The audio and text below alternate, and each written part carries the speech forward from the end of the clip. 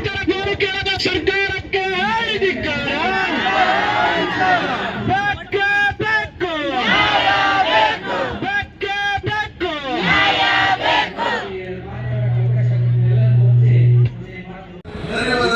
ಅದು ನ್ಯಾಯಾಲಯದ ಆದೇಶನೂ ಇದೆ. ಅದರ ಜೊತೆಗೆ ದೌರ್ಜನ್ಯಕ್ಕೊಳಗಾಗಿರೋದನ್ನ ಹೊರತುಪಡಿಸಿ ಸಾಮಾಜಿಕವಾಗಿ ಬದುಕ್ತಕ್ಕಂಥವ್ರಿಗೂ ಕೂಡ ಸವಲತ್ತುಗಳು ಕಡಿಮೆ ಸಿಗ್ತಾ ಇದ್ದಾವೆ ಅಂತಕ್ಕಂಥದ್ದು ಎಲ್ಲರಿಗೂ ಗೊತ್ತಿರ್ತಕ್ಕಂಥ ವಿಚಾರ. ಅಟ್ಲೀಸ್ಟ್ ದೌರ್ಜನ್ಯಕ್ಕೊಳಗಾದವ್ರಿಗಾದ್ರೂ ಕೂಡ ಕೈ ಹಿಡೀರಿ ಅಂತಕ್ಕಂಥದ್ದು ನಮ್ಮ ಹೋರಾಟ, ನಿಮ್ಮ ಹೋರಾಟ. ಸರ್ಕಾರದ ಪ್ರತಿನಿಧಿಯಾಗಿ ನೀವೇನು ಕೇಳಿದ್ರಿ ಅದು ಸಮಂಜಸವಾಗಿದೆ. ಇದನ್ನ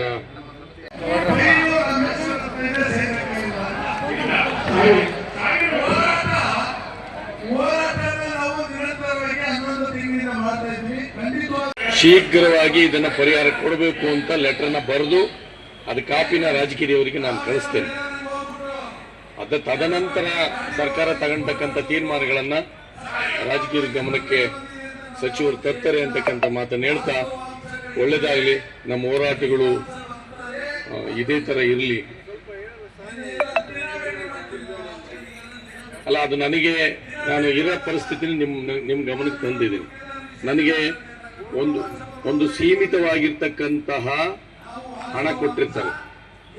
ಅದರಲ್ಲಿ 80% MLAಗಳಿಗೆ ಕೊಡಬೇಕು. ಕಾನೂನು 224 ಜನಕ್ಕೆ 80% ಕೊಡಬೇಕು.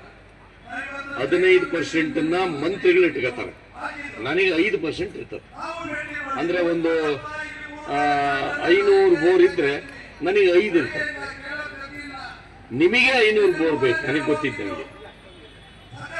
ಈಗ ನಾನು ಈ ವರ್ಷದ ಎಲ್ಲ ಬೋರ್ಗಳನ್ನ, ಆಮೇಲೆ ಬೋರ್ಗಳೇ ಜಾಸ್ತಿ ಇರ್ತದೆ ನಮಗೆ. ಬೋರ್ಗಳು ನೇರ ಸಾಲ ಬೋರ್ ಅಷ್ಟೇನೆ, ಇನ್ನುಳಿದವೆಲ್ಲ ಒಂದೊಂದು ಇರ್ತದೆ ನನಗೆ.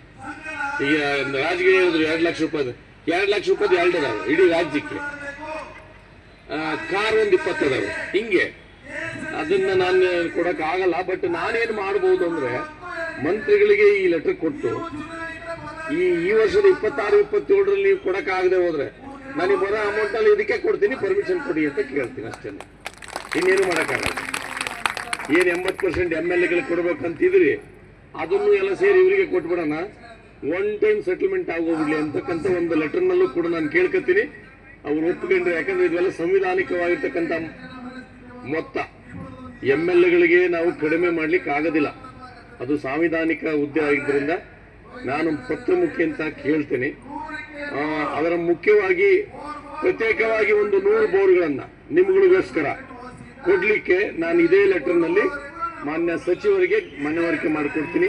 ಅವರಪ್ಪನ ಕೊಟ್ಟರೆ ಇದೇ ಇಯರ್ನಲ್ಲಿ 100 ಬೋರ್ಗಳನ್ನು ಹಾಕ್ಸ್ಕೊಡಕ್ಕೆ ವ್ಯವಸ್ಥೆ ಮಾಡಿಕೊಡ್ತೀನಿ ಅಂತಕ್ಕಂಥ ಮಾತನ್ನು ಹೇಳ್ತಾ, ನೀವೆಲ್ಲ ನನ್ನ ಜಿಲ್ಲೆಯವರು, ಇದ್ರಾಗ ಎಷ್ಟೋ ಜನ ನೆಂಟರಿದ್ದೀರಿ, ಇಲ್ಲ ಅಕ್ಕ ತಂಗಿರಿದ್ದೀರಿ. ನಿಮ್ಮ ಬಗ್ಗೆ ನನಗೇನು ಹೇಳೋ ಅವಶ್ಯಕತೆ ಇಲ್ಲ. ನೀವಿನ್ನೂ ಹಳ್ಳಿಗೆ ಕೂಲಿ ಮಾಡ್ಕೊಂಡು ತಿನ್ನೋರು. ನಾನು ಯಾರ ಪರವಾಗಿ ಹೋರಾಟ ಮಾಡ್ತಿದ್ದೀನಿ ಅಂದ್ರೆ, ಪ್ಯಾಟ್ಗಳಿಗೆ ಕಸ ಹೊಡ್ಕೊಂಡು ಪೌರ ಕಾರ್ಮಿಕರ ಪರವಾಗಿ ಹೋರಾಟ ಮಾಡ್ತಾ ಇದ್ದೀನಿ. ನೀವು ಅವ್ರ ಬಗ್ಗೆ ಗೊತ್ತೇ ಇಲ್ಲ. ಯಾಕೆಂದ್ರೆ ನಮ್ಮ ಹಳ್ಳಿ ಮಾದಿಗರಿಗೆ ಬರೀ ಕೂಲಿ ಮಾಡೋದು ಗೊತ್ತಾಯ್ತು. ಪೌರ ಕಾರ್ಮಿಕರಿಗೆ ತಲೆ ಮೇಲೆ ಮಲ ಬರ್ತಕ್ಕಂತಹ ಸ್ಥಿತಿಯಲ್ಲಿ ನಾವಿದ್ದೀವಿ. ನೀವಿನ್ನ ಅಲ್ಲಿಲ್ಲ. ಬಟ್ ಬಹಳ ಜನ ಇರ್ಬೋದು ಅಂತಕ್ಕಂಥ ಹಳ್ಳಿಗಳಲ್ಲೂ ಕೂಡ ಪಂಚಾಯತಿ ಲೆವೆಲ್ ಕೆಲಸ ಮಾಡ್ತಕ್ಕಂಥವ್ರು ಆ ಕೆಲಸ ಮಾಡ್ತಾ ಇದ್ದಾರೆ. ಈ ಮಟ್ಟದಲ್ಲೇ ನಮ್ಮ ಜೀವನ ನಡೀತಾ ಇದೆ. ನಾವೆಲ್ಲರೂ ಕೂಡ ಪ್ರಜ್ಞಾವಂತರಾಗಿ ಹೋರಾಟಗಳನ್ನು ಮಾಡಬೇಕಾ, ವಿನಾಕಾರಣ ಹೋರಾಟಗಳನ್ನ ಕೈ ಬಿಟ್ಟು ನಮಗೇನು ಅನುಕೂಲ ಆಗ್ತದೆ ಅಷ್ಟು ಮಾತ್ರ ಮಾಡಬೇಕು. ಊರಾಗಿರೋ ಹೋರಾಟನೆಲ್ಲ ನಾವೇ ಹಾಕೊಂಡು ಕುತ್ಕೊಳ್ತಕ್ಕಂಥದ್ದು ಬೇಡ. ನಮಗೆ ಅನ್ಯಾಯ ಆದ್ರೆ ಮಾತ್ರ ಹೋರಾಟ ಮಾಡೋಣ ಅಂತಕ್ಕಂಥ ಮಾತನ್ನು ಹೇಳ್ತಾ, ನಿಮ್ಮ ಮನವಿನ ಸರ್ಕಾರಕ್ಕೆ ಮುಟ್ಟಿಸ್ತೀನಿ, ಸ್ಪಂದಿಸ್ತಕ್ಕಂಥ ಕೆಲಸ ಮಾಡಿಸ್ತೀನಿ ಅಂತಕ್ಕಂಥ ಮಾತನ್ನು ಹೇಳ್ತೀನಿ. ಧನ್ಯವಾದ. 1989 ಆಕ್ಟ್ ಅನ್ನ ಸಂಪೂರ್ಣವಾಗಿ ಯಥಾವತ್ತಾಗಿ ನಮ್ಮ ನಾಳತಕ್ಕಂಥ ಸರ್ಕಾರಗಳು ಜಾರಿಗೆ ತಂದಿಲ್ಲ. ಆ ಕಾಯ್ದೆಯ ಅಂಶಗಳನ್ನು ಜಾರಿಗೆ ತಂದಿಲ್ಲದ ಕಾರಣ ನಮ್ಮ ಚಳ್ಳಕೆರೆ ತಾಲೂಕಲ್ಲಿ ಕೋನಿಗಳ್ಳಿ ಮತ್ತು ದೊಡ್ಡಬೀರನಹಳ್ಳಿ ಗ್ರಾಮದಲ್ಲಿ ದೌರ್ಜನ್ಯ ಪ್ರಕರಣಗಳು ದಾಖಲಾಗಿತ್ತು 2014ರಲ್ಲಿ. ಹಾಗೆ ಹೊಸದುರ್ಗ, ಜಂತಿಕೊಳಲು ಮತ್ತು ದೊಡ್ಡಘಟ್ಟ ಗ್ರಾಮದಲ್ಲಿ ಎಸ್ಸಿ ಸಮುದಾಯಗಳ ಮೇಲೆ ಹಾಗೆ ಹಿರಿಯೂರಿನ ಶಿವನಗರ ಮತ್ತು ಕುಂದಲನಗರ ಮತ್ತೆ ಅಲ್ಲೆಲ್ಲ ಕಂಬತ್ತಳ್ಳಿ ಇಲ್ಲಿ ಕೂಡ ದೌರ್ಜನ್ಯ ಪ್ರಕರಣ ದಾಖಲಾಗಿದ್ದು 2014ರಿಂದ ಇಲ್ಲಿವರೆಗೂ ದೌರ್ಜನ್ಯ ಪ್ರಕರಣಗಳ ದಾಖಲಾಗಿದ್ರು ಕೂಡ ಸರ್ಕಾರ ಮತ್ತೆ ಸಮಾಜ ಕಲ್ಯಾಣ ಇಲಾಖೆ ಮಂತ್ರಿಗಳು ವ್ಯವಸ್ಥೆಯನ್ನ ಕಲ್ಪಿಸಿಕೊಡೋದ್ರಲ್ಲಿ ಎಡವಿದ್ದಾರೆ. ಅದು ಬಿಜೆಪಿ ಆಗಿರ್ಲಿ, ಕಾಂಗ್ರೆಸ್ ಆಗಿರ್ಲಿ, ಜೆಡಿಎಸ್ ಆಗಿರ್ಲಿ, ಎಲ್ಲಾ ಸರ್ಕಾರಗಳು ಕೂಡ 1989 ಆಕ್ಟ್ ಅನ್ನ ಸಂಪೂರ್ಣವಾಗಿ ಜಾರಿಗೆ ತಂದೇ ಇಲ್ದಿರ ಕಾರಣ ಅಟ್ರಾಸಿಟಿ ಕೇಸ್ ಒಳಗಾಗಿರ್ತಕ್ಕಂಥ ಸಂತ್ರಸ್ತರಿಗೆ, ಶೋಷಣೆ ಒಳಗಾಗಿರ್ತಕ್ಕಂಥ ದಲಿತರಿಗೆ, ಪರಿಶಿಷ್ಟ ಸಮುದಾಯದವರಿಗೆ ಯಾವುದೇ ಸೌಲಭ್ಯ ಸಿಗ್ತಾ ಇಲ್ಲ. ಅದು ಗಂಗಾ ಕಲ್ಯಾಣ ಯೋಜನೆ ಆಗಿರ್ಬೋದು, ನಿವೇಶನ ಆಗಿರ್ಬೋದು, ಮನೆ ಆಗಿರ್ಬೋದು, ಶಿಕ್ಷಣ ಆಗಿರ್ಬೋದು, ಯಾವುದೇ ರೀತಿ ಅನುಕೂಲಗಳಾಗ್ತಾ ಇಲ್ಲ. ಈ ಯಾವ್ದಾದ್ರು ಅಟ್ರಾಸಿಟಿ ಪ್ರಕರಣಗಳು ದಾಖಲಾದ್ರೆ 6 ತಿಂಗಳೊಳಗೇನೆ ಅವ್ರಿಗೆಲ್ಲ ವ್ಯವಸ್ಥೆ ಮಾಡ್ಕೊಡ್ಬೇಕನ್ನೋ ಒಂದು ಕಾಯ್ದೆ ಅಂಶಗಳೆಲ್ಲ ಜಾರಿ ಇದೆ. 6 ತಿಂಗಳಲ್ಲ ಸರ್, 12 ವರ್ಷ ಕಳೆದಿದೆ ಪ್ರಕರಣಗಳು ದಾಖಲ, ಇಲ್ಲಿವರೆಗೂ ಆಗಿಲ್ಲ. ಆ ವಿಚಾರವಾಗಿ DC ಅವರಿಗೆ, ಸಮಾಜ ಕಲ್ಯಾಣ ಮಂತ್ರಿಗಳಿಗೆ ಮತ್ತೆ ಸಂಬಂಧಪಟ್ಟ ಮುಖ್ಯಮಂತ್ರಿಗಳಿಗೆಲ್ಲ ಮನವಿ ಕೊಟ್ಟಾಗಿ ಪ್ರತಿಭಟನೆ ಹಲವು ಬಾರಿ ಹಮ್ಮಿಕೊಂಡಿದ್ವಿ. ಈ ಬಾರಿ ನಾವು ಈ ಫ್ರೀಡಂ ಪಾರ್ಕ್ ನಲ್ಲಿ ಹಮ್ಮಿಕೊಂಡಿರೋದು ಇದೇ ಕಾರಣಕ್ಕಾಗಿ. ನಿನ್ನೆ ಬಂದಿದ್ರು ಸಮಾಜ ಕಲ್ಯಾಣ ಇಲಾಖೆ ಆಯುಕ್ತರು ರಾಕೇಶ್ ಕುಮಾರ್ ಬಂದಿದ್ರು, ಮನವಿ ಸ್ವೀಕಾರ ಮಾಡಿದ್ರು. ಸ್ವೀಕಾರ ಮಾಡಿ ನಾನು ಸರ್ಕಾರದ ಗಮನಕ್ಕೆ ತರ್ತೀನಿ, ಮಂತ್ರಿಗಳ ಗಮನಕ್ಕೆ ತರ್ತೀನಿ ಅಂತ ಹೇಳೋದ್ರು. ಮತ್ತೆ ಪೊಲೀಸ್ ಸಿಬ್ಬಂದಿಗಳೆಲ್ಲ ಬಂದ್ಬಿಟ್ಟು ನಮ್ಮನ್ನ ವಿಧಾನಸೌಧ ಕರ್ಕೊಂಡೋದ್ರು, ರಾಜಗಿರಿ ಅಣ್ಣವ್ರನ್ನ ಮತ್ತೆ ನಮ್ಮ ಪದಾಧಿಕಾರಿಗಳೆಲ್ಲ ಕರ್ಕೊಂಡೋದ್ರು. ಮಿನಿಸ್ಟರ್ ಹತ್ರ ಮಾತಾಡಿದ್ವಿ. 1989 ಆಕ್ಟ್ ಏನಿದೆ, ಇಲ್ಲಿ ಸಮಾಜ ಕಲ್ಯಾಣ ಇಲಾಖೆಯಲ್ಲಿರ್ತಕ್ಕಂಥ ಯಾವ ಅಧಿಕಾರಿಗಳು ಅದ್ರ ಬಗ್ಗೆ ಕಾಳಜಿ ಇಲ್ಲ, ಆ ಅಂಶಗಳ ಬಗ್ಗೆ ಜ್ಞಾನನೂ ಇಲ್ಲ. ಮಂತ್ರಿಗಳು ಅದನ್ನ ಅವರು ರಿಸರ್ವೇಶನ್ ಕ್ಷೇತ್ರದಿಂದ ಬಂದಿದ್ದಾರೆ, ಅವರು ನಮ್ಮ ನೋವು ನಲಿವುಗಳನ್ನ ಅರ್ಥ ಮಾಡ್ಕೋಬೇಕಾಗಿರೋ ಜಾಗದಲ್ಲಿದ್ದಾರೆ. ನಮ್ಮನ್ನ ಅರ್ಥ ಮಾಡ್ಕೊಂಡ್ಲಿ ನಾವು ನೋವು ನಲಿವುಗಳನ್ನ ಸರ್ಕಾರದಿಂದ ಯಥಾವತ್ತಾಗಿ ಅಂಶಗಳ ಜಾರಿಗೆ ತಂದು ಏನ್ ಅಟ್ರಾಸಿಟಿ ಪ್ರಕರಣ ದಾಖಲಾಗಿದೆ, ಯಾವ್ದೋ ಚಳ್ಳಕೆರೆಯಲ್ಲಿ, ಹೊಸದುರ್ಗದಲ್ಲಿ, ಹಿರಿಯೂರಲ್ಲಿ, ಈ ಎಲ್ಲಾ ಗ್ರಾಮಗಳಿಗೆ ಪುನರ್ವ್ಯವಸ್ಥೆ ಕಲ್ಪಿಸಿಕೊಡುವಲ್ಲಿ ತುರ್ತು ಕ್ರಮ ಜರುಗಿಸ್ಬೇಕಂತೇಳಿ ನಾವಲ್ಲಿ ಮನವಿ ಮಾಡ್ಕೊಂಡ್ವಿ. ಅದಕ್ಕೆ ಸಂಬಂಧಪಟ್ಟಂತೆ ಇದೇ ತಿಂಗಳು 27ನೇ ತಾರೀಕು ನಂತರ ಒಂದು ವಿಶೇಷ ಸಭೆ ನಾನು ಆಯೋಜನೆ ಮಾಡ್ತೀನಿ. ಸಮಾಜ ಕಲ್ಯಾಣ ಇಲಾಖೆ ಮಂತ್ರಿ ನಾನಿರ್ತೀನಿ, ಆಯುಕ್ತರು ಇರ್ತಾರೆ, ಸಂಬಂಧಪಟ್ಟಂತ ಸರ್ಕಾರದ ಪ್ರಧಾನ ಕಾರ್ಯದರ್ಶಿಗಳು ಇರ್ತಾರೆ. ನಾವು ಇದು ಎಲ್ಲ ವ್ಯವಸ್ಥೆಯನ್ನು ಸರಿಪಡಿಸೋ ನಿಟ್ಟಿನಲ್ಲಿ ಕ್ರಮ ಜರುಗಿಸ್ತೀವಿ ಅಂತ ಹೇಳಿದ್ದಾರೆ. ನಾವು ಸಂತ್ರಸ್ತರು ಇದ್ದಾರೆ, ಫ್ರೀಡಂ ಪಾರ್ಕ್ ನಲ್ಲಿ ಧರಣಿ ನಡೀತಾ ಇದೆ. ನೀವು ಖುದ್ದಾಗಿ ಸ್ಥಳಕ್ಕೆ ಬಂದು ನಮ್ಮ ಮನವಿ ತಗೊಂಡು ನೀವು ಅದು ಸಂತ್ರಸ್ತರಿಗೆ ಏನ್ ಹೇಳ್ಬೇಕಾ ಹೇಳಿ ಅಂತ ನಾವು ಹೇಳಿದ್ವಿ. ಅವರು ಬಿಸಿ ಇದೀನಿ ಅಂತ ಹೇಳಿದ್ರು. ನೀವು ಬರೋವರೆಗೂ ನಾವು ಟೆಂಟ್ ವಾಪಸ್ ತಗೊಳ್ಳಲ್ಲ, ನಾವು ಧರಣಿ ವಾಪಸ್ ತಗೊಳ್ಳಲ್ಲ, ಅನಿರ್ದಿಷ್ಟಾವಧಿ ನಡೀತದೆ ಅಂತ ಹೇಳಿದ್ವಿ. ನಮ್ಮ ಒತ್ತಾಯ ಇಷ್ಟೇ, ಮಾನ್ಯ ಮಂತ್ರಿಗಳು, ಸಮಾಜ ಕಲ್ಯಾಣ ಇಲಾಖೆ ಮಂತ್ರಿಗಳು ಅಥವಾ ಸರ್ಕಾರದ ಮುಖ್ಯಮಂತ್ರಿಗಳು ಇಲ್ಲಿಗೆ ಬಂದು ಈ ಮನವಿಯನ್ನ ತಗೊಂಡು ನಮಗೆ ಭರವಸೆ ಕೊಡೋದ್ರ ಜೊತೆಗೆ ಕೆಲಸಗಳಾಗಬೇಕು. ಬರೀ ಭರವಸೆ ಕೊಟ್ಟೋಗ್ಬಾರ್ದು, ನಮಗೆ ಕೆಲಸಗಳಾಗುವ ನಿಟ್ಟಿನಲ್ಲಿ ನಾವಿನ್ನ ಒತ್ತಾಯ ಮಾಡ್ತಾ ಇದ್ದೀವಿ.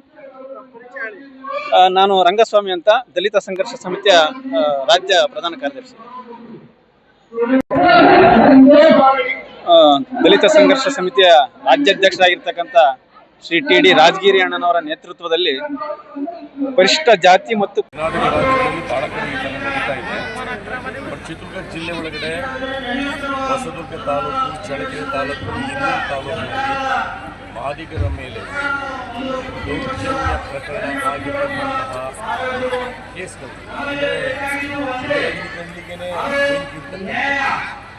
ಈ ಹಳ್ಳಿ ಮಾದಿಗರನ್ನೇ ಒಕ್ಕಲಿಸ್ತಕ್ಕಂಥ ಕೆಲಸವನ್ನು ಕಳೆದ 12-13 ವರ್ಷಗಳಿಂದ ಈ ಜನಗಳೇನು ಬಂದಿದ್ದಾರೆ ಇವುಗಳ ವಿರುದ್ಧವಾಗಿ ನಡೆದಿರ್ತಕ್ಕಂಥ ಬಹಿಷ್ಕಾರದ ವಿಚಾರ. ಇದನ್ನು ರಾಜಕೀಯವರು ಸರ್ಕಾರದ ಗಮನಕ್ಕೆ ತಂದು ಸುಪ್ರೀಂ ಕೋರ್ಟ್ನ ಆದೇಶವನ್ನು ಕೋರ್ಟ್ ಮಾಡಿ ದೌರ್ಜನ್ಯಕ್ಕೊಳಗಾಗಿರ್ತಕ್ಕಂತಹ ಫ್ಯಾಮಿಲಿಗಳಿಗೆ ಮತ್ತು ಅವಲಂಬಿತರಿಗೆ ರಿಹ್ಯಾಬಿಲಿಟೇಷನ್ ಮಾಡಬೇಕು, ತಾತ್ಕಾಲಿಕ ಪರಿಹಾರ ಕೊಡಬೇಕು, ಶಾಶ್ವತ ಪರಿಹಾರ ಕೊಡಬೇಕು, ಅವರಿಗೆ ಜೀವನ ನಿರ್ವಹಣೆ ಮಾಡ್ತಕ್ಕಂಥ ಕೆಲಸ ಸರ್ಕಾರ ಕೊಡಬೇಕು, ಅದು ಕಾನೂನಾಗಿದೆ ಅಂತಕ್ಕಂಥ ವಿಚಾರವನ್ನು ಇವತ್ತು ಕಾನೂನಿನ ಆದೇಶದ ಪ್ರತಿಯೊಂದಿಗೆ ನನಗೆ ಕೊಟ್ಟಿದ್ದಾರೆ. ಮಾನ್ಯ ಸಮಾಜ ಕಲ್ಯಾಣ ಸಚಿವರು ಬರಬೇಕಂತ ಅವರು ಸೆಷನ್ನಲ್ಲಿ ಆಗಿರೋದ್ರಿಂದ ಆದಿಜಾಪುರ ಅಭಿವೃದ್ಧಿ ನಿಗಮದ ಜನಾಂಗದ ಪ್ರತಿನಿಧಿಯಾಗಿ ನಾನು ಸರ್ಕಾರದ ಸಾಮ್ಯವಾಗಿ ನನಗೆ ಏನು ಮಾಡ್ತಿರ್ತಾರೆ ನಾನು ಬಂದು ರಾಜಕೀಯ ಜೊತೆ ಜನರ ಜೊತೆ ಮಾತಾಡಿ ಅಹವಾಲನ್ನು ತಗೊಂಡೋಗಿ ನಾನು ಸಚಿವರಿಗೆ ಒಪ್ಪಿಸ್ತೇನೆ. ಏನು ಸರ್ಕಾರ ದೌರ್ಜನ್ಯಕ್ಕೊಳಗಾಗಿರ್ತಕ್ಕಂಥ ಕುಟುಂಬಗಳಿಗೆ ಪರಿಹಾರ ಕೊಡಬೇಕು ಅಂತ ಸಮ್ ಅಮೌಂಟನ್ನು ಇಟ್ಟಿದೆ, ಅದರಲ್ಲಿ ತಾತ್ಕಾಲಿಕವಾಗಿ ಶೀಘ್ರವಾಗಿ ಪರಿಹಾರದ ರೂಪದಲ್ಲಿ ಏನು ಕೊಡಬೇಕಾಗ್ತದೆ ಕೊಡಬೇಕು. ಇನ್ನೊಂದು ರಾಜಕೀಯ ಇರ್ತಕ್ಕಂಥದ್ದು ಇವರಿಗೆಲ್ಲ ಜಮೀನಿದೆ, ನಿಮ್ಮ ನಿಗಮದಿಂದ ಬೋರ್ವೆಲ್ ಹಾಕ್ಕೊಳ್ಳಿ. ಇಷ್ಟು ದೊಡ್ಡ ಪ್ರಮಾಣದ ಇವರಿಗೆ 150 ಬೋರ್ವೆಲ್ ಸಡನ್ನಾಗಿ ಹಾಕಬೇಕಾಗ್ತದೆ. ಅಷ್ಟು ದೊಡ್ಡ ಪ್ರಮಾಣದ ನನ್ನ ಅವಧಿಯಲ್ಲಿಲ್ಲ. ಈ ಮನವಿಯನ್ನು ಸರ್ಕಾರಕ್ಕೆ ಸಲ್ಲಿಸಿ ಒಂದು 100 ಬೋರ್ಗಳನ್ನು ಹಾಕಲಿಕ್ಕೆ ತೆಗೆತಕ್ಕಂಥ ಒಂದು 10 ಕೋಟಿ ರೂಪಾಯಿನ ಇದಕ್ಕೆ ಸ್ಯಾಂಕ್ಷನ್ ಮಾಡಿದರೆ ಸಚಿವರು ನಾವು ಒಂದು ತಿಂಗಳೊಳಗಾಗಿ ಇವರಿಗೆ ಕೆಲಸ ಮಾಡ್ತೀನಿ ಅಂತಕ್ಕಂಥ ಮಾತನ್ನು ಭರವಸೆ ಕೊಟ್ಟಿದ್ದೀನಿ. ಇದನ್ನು ಮಾನ್ಯ ಸಚಿವರಿಗೆ ತರ್ತೀನಿ.